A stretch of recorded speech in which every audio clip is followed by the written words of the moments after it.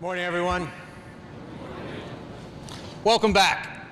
I hope you're excited about the start of a new academic year because it's another opportunity for all of us to be the people that God is calling us to be. So any missteps or errors that you might have experienced last year or in the past can be left in the past.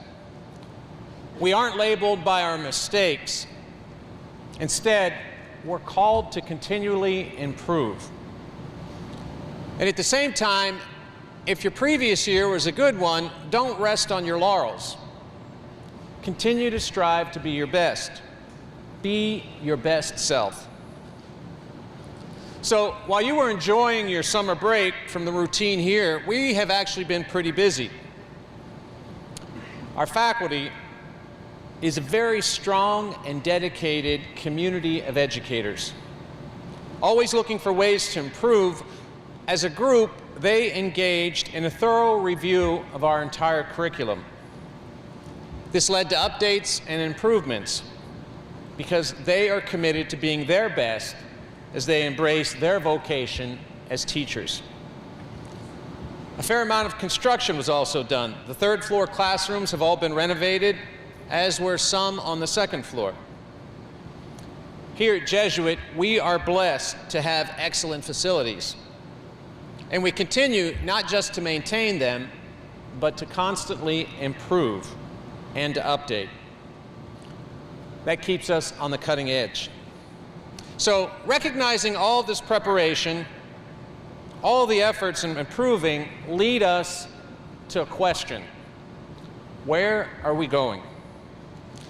And the question that I am asked is, where are you leading us? And my answer is simple. We're going to continue to embrace the mission of Jesuit High School. And what is that? The mission of Jesuit High School as a Catholic college preparatory school is to develop in its students the competence, conscience, and compassion that will enable them to be men of faith and men for others. Now, the development of competence, conscience, and compassion will happen as long as you trust the process. Jesuit education has been around for a long time, and it works. Building on that, my focus will be making sure that we stay true to the goal of preparing and making men of faith and men for others. That goal is why this school exists. Therefore, you will be challenged to wrestle with your own journey of faith. We will help you develop the tools that you will need to address important questions. Questions like, who is God? How has God graced me? What is He calling me to do with my life? And what happens to us when life is over? But you can't be passive observers in this process of finding your answer to these questions. You have to be active participants. And there will be many ways for you to be active this year.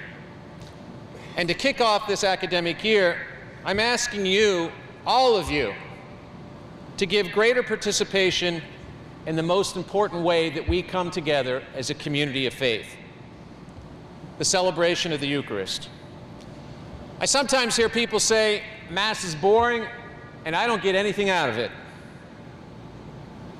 My response is, well, what are you bringing to it? Are you attentive to what's going on?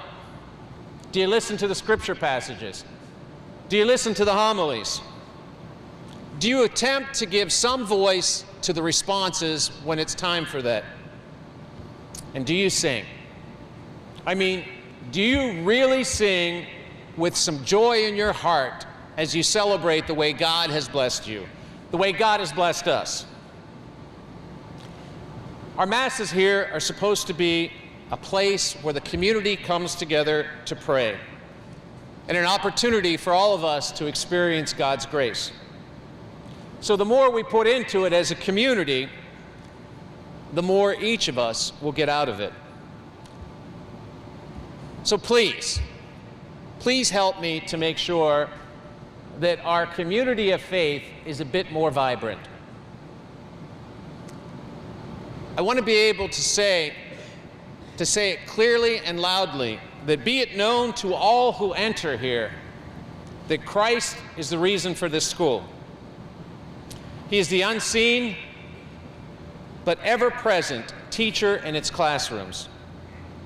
He is the model for its faculty and the inspiration of its students. Thanks for your attention thus far, and let's all focus on being our best selves this academic year, and let's make it one of the best years ever. Thank you.